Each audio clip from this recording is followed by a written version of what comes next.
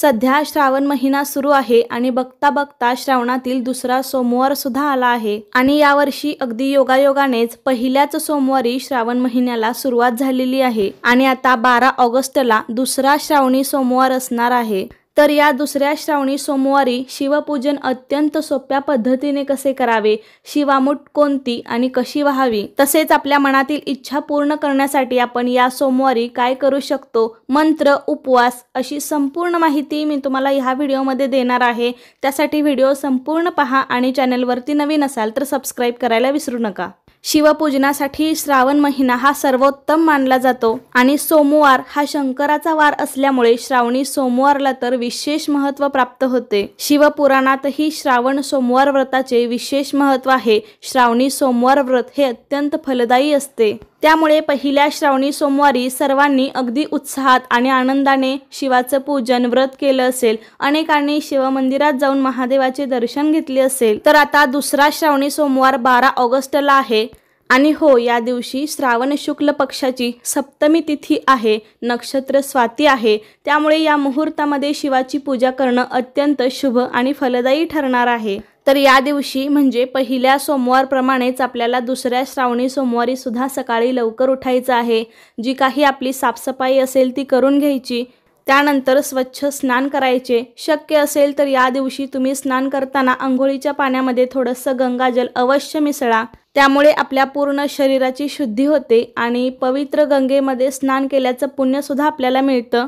त्याबरोबरच स्वच्छ स्नान करून झाल्यानंतर आपल्याला शक्य असेल तर पांढरे वस्त्र घालायचे आहे। शिवाला पांढरा रंग प्रिय असल्यामुळे दुसऱ्या श्रावणी सोमवारी पांढऱ्या वस्तू अर्पण केल्या जातात। स्वच्छ स्नान करून झाल्यानंतर आपल्याला रोजची देवपूजा करायची आहे, पण त्यापूर्वी आपल्याला देवघरामध्ये किंवा तुमच्या देव्हाऱ्यामध्ये आपल्याला गंगाजल शिंपडायचं आहे किंवा मग घरातील बाथरूम सोडून तुम्ही संपूर्ण घरामध्ये सुद्धा गंगाजल शिंपडू शकता। यामुळे आपल्या संपूर्ण घराची शुद्धी होते, घरामध्ये एक पावित्र्यता निर्माण होते, घरामध्ये सकारात्मक ऊर्जेचा प्रवाह होतो। त्यामुळे या दिवशी तुम्ही शक्य असेल तर गंगाजलाचा जास्तीत जास्त वापर करा। शिवपूजेत गंगाजलाचं महत्त्व अनन्यसाधारण आहे, त्यामुळे शिवलिंगावरती सुद्धा अभिषेक करताना तुम्हाला जलाभिषेक सोबतच गंगाजलाचा सुद्धा अभिषेक करायचा आहे। गंगाजल म्हणजे पवित्र गंगेचं पाणी। जर तुम्ही कुठे मोठ्या देवस्थानाच्या ठिकाणी गेला, तिथे पवित्र गंगा असेल तर तुम्ही ते पाणी तुम्ही घरी आणू शकता किंवा हल्ली विकत सुद्धा मिळतं गंगाजलाची बॉटल, तर ती सुद्धा तुम्ही घरी आणून वापरू शकता। कारण शिवपूजेत गंगाजलाचं अतिशय महत्त्व सांगितलेलं आहे, त्यामुळे अशा महादेवांना प्रिय असणाऱ्या गोष्टी जर आपण अर्पण केल्या तर ते आपल्यावरती नक्कीच प्रसन्न होतील आणि आपल्या सर्व इच्छा पूर्ण होतील। मग रोजची देवपूजा झाल्यावरती आपण शिवलिंगाची या दिवशी विशेष अशी पूजा करायची आहे।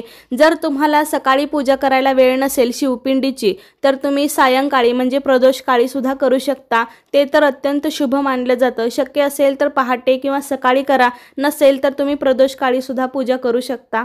त्याबरोबरच प्रत्येक श्रावणी सोमवारी मंदिरामध्ये जाऊन आपल्याला शिवाचं दर्शन नक्कीच घ्यायचं आहे।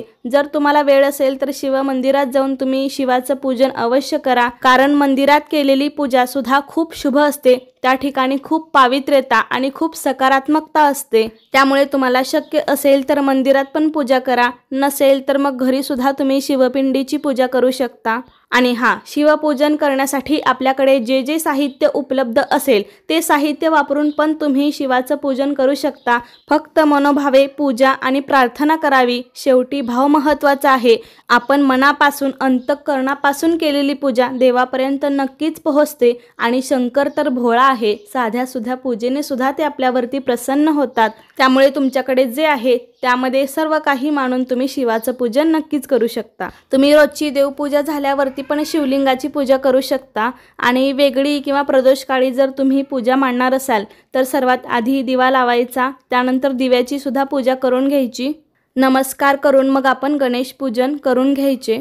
त्यानंतर मग आपण शिवलिंगाची पूजा करू शकतो। तर एका ताम्हणामध्ये सर्वात आधी शिवलिंग आपण ठेवायचं, तर सर्वात आधी शिवपिंडीवरती जलाभिषेक करायचा असतो, त्यामुळे शुद्ध पाण्याचा अभिषेक करायचा। त्यानंतर तुम्ही थोडासा गंगाजलाचा अभिषेक करू शकता। त्याचबरोबर आपण दुधाचा सुद्धा अभिषेक करू शकतो। शक्य असेल तर अभिषेक करण्यासाठी तुम्ही कच्चे दूध वापरा आणि पुन्हा पाण्याचा अभिषेक करून मग आपण शिवलिंगाची पूजा करायची आहे। त्यानंतर मग आपण थोड्या अक्षता पाटावरती चौरंगावरती ठेवून त्यावरती शिवलिंगाची स्थापना करायची आहे। शिवपिंडीवरती तुम्ही चंदन किंवा भस्म लावायचं आहे आणि जर तुमच्याकडे पांढरी वस्त्रमाळ असेल तर ती शिवपिंडीवरती आपण अर्पण करायची आहे। आपण अनेक वेळा वस्त्रमाळ ही बाजारातून विकत घेतो, पण बाजारातून विकत घेताना नेहमी त्यावरती हळदी कुंकू लावलेलं असतं आणि तशी वस्त्रमाळ आपण शिवलिंगावरती अर्पण करायची नाही। तर तुमच्याकडे घरी कापूस असेल तर त्यापासून तुम्ही घरीच वस्त्रमाळ पांढरी बनवू शकता। त्यावरती हळदी कुंकू लावू नका आणि पांढरीच वस्त्रमाळ आपण शिवलिंगावरती किंवा शिवपिंडीवरती अर्पण करायची आहे।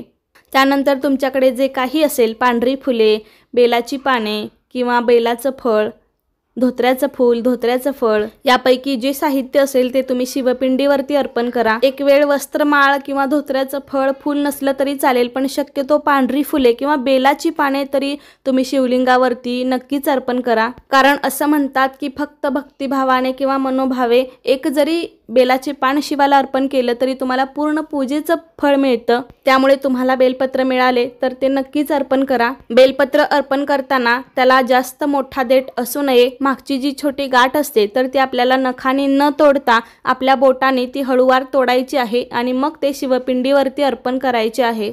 सर्व शिवपूजन झाल्यावरती शेवटी आपल्याला शिवामूठ शिवलिंगावरती अर्पण करायची असते। श्रावणातल्या प्रत्येक सोमवारी शिवलिंगावरती शिवामूठ अर्पण केली जाते। शिवाला प्रिय असलेलं धान्य अर्पण केलं जातं। पहिल्या सोमवारी आपण शिवामूठ म्हणून तांदूळ अर्पण केलेले असतील।